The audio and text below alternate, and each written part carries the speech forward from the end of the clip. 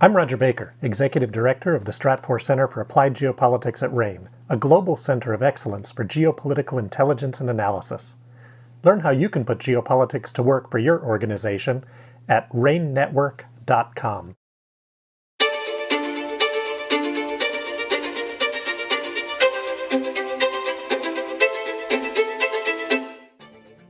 Welcome to RANE's Essential Geopolitics podcast. I'm Emma Kami, and I'll be your host for today's episode, where we will be discussing the safety and security implications of the recent Morocco earthquake. I'm joined by RANE's Global Security Analyst, Charles Thorson, today. Welcome to the podcast, Charles. Thank you for having me, Emma. Thanks for coming on. So first off, can you give us an update on the Marrakesh earthquake? Yeah, sure. The Marrakesh earthquake struck on or around, I believe, September 8th.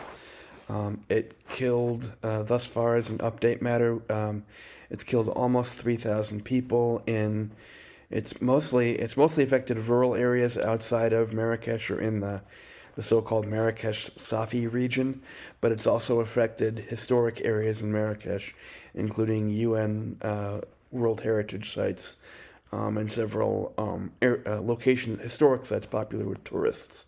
So as of right now, or as of today at least, at last check, there are still recovery efforts ongoing by Moroccan authorities, and they're still working to try and recover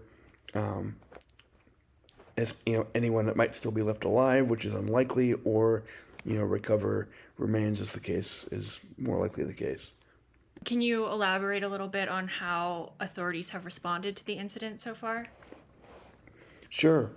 Moroccan authorities thus far have responded themselves, and they've also accepted assistance from I believe the British, the Emiratis, and I believe the Spanish as well.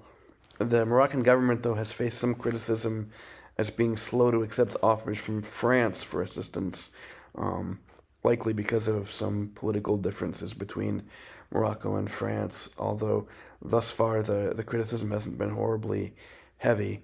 There has been some criticism in the slowness of the Moroccan government's response in some ways. Are there any short and long-term security and safety impacts of the earthquake that you can tell us about?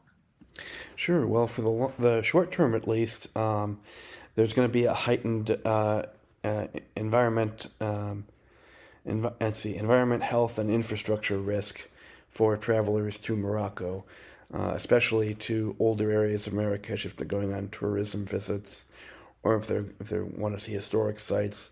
Moroccan authorities have blocked access to a lot of historic sites in the older parts of the city for safety reasons, to make sure that people can't approach.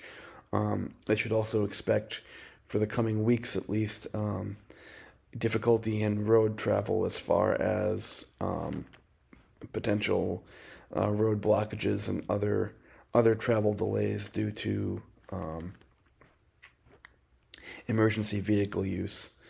As far as longer-term safety impacts, it's unclear at this point that there are going to be anything long-term is going to happen, but I would be concerned about potentially, this is fairly far in the future, potential political backlash if the perception of the Moroccan government's handling of the earthquake comes under enough criticism, if enough people have a negative perception of the response, I should say.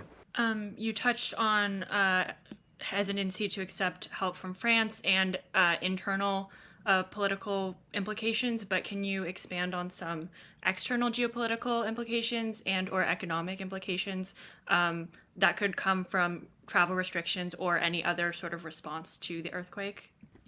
Sure. I'll touch a little bit on the economic ramifications, as those are a little bit more clear at this point. Marrakesh is an important tourist hub for Morocco, so it's an important tourism city. There have been reports as of this week that there have been some renewed tourist activity coming back to Marrakesh following the earthquake. That being said, it's still early to tell, and I suspect especially people are interested in visiting more rural areas outside of Marrakesh, which are also popular with tourists. Those areas will have greater economic impact. So we'd be talking about potential for hotels being closed for a prolonged period, either due to safety reasons or because they're in use by rescue personnel.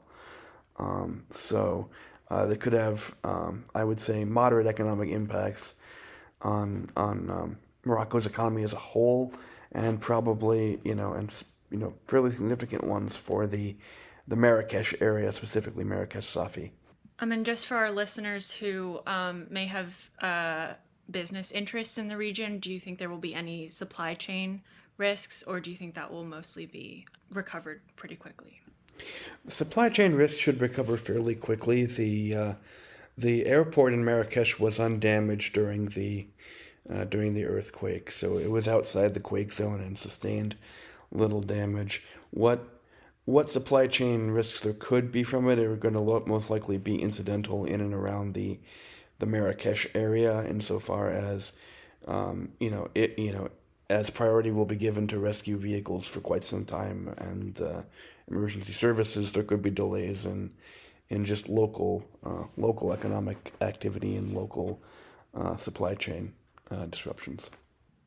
Very insightful update. Thank you so much for coming on the podcast, Charles.